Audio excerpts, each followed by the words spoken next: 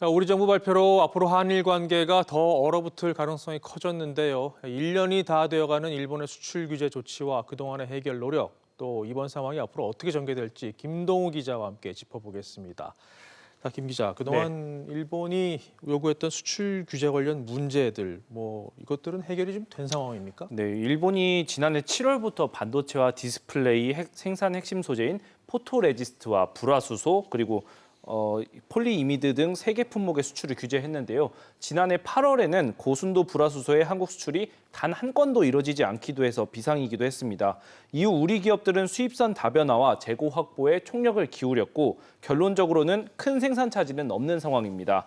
다만 일부 중소기업들의 경우에는 까다로워진 통관 절차에 일본산 부품을 한꺼번에 대량으로 수입해야 돼서 비용 부담이 늘었다고 호소하고 있습니다. 네, 그동안은 정부 주도로 기업들이 산업 경쟁력 강화 노력을 기울이지 않았습니까? 이거 지금 어떻게 진행되고 있습니까? 네, 정부는 소부장 경쟁력 강화 위원회를 만들고 민관 합동으로 공급 안정화에 힘썼습니다. 그 결과 3대 수출 규제 품목을 중심으로 뚜렷한 진전이 있었는데요. 불화수소와 포토레지스트, 폴리이미드 등 3대 품목은 미국과 중국, 유럽산 제품을 대체 수입하고 있습니다.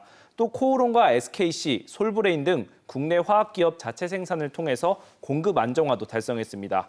이 밖에도 정부는 올해 소부장 특화단지 한두 곳을 시범 지정하고 범부처 차원에서 세제 혜택 등 패키지도 지원할 계획입니다.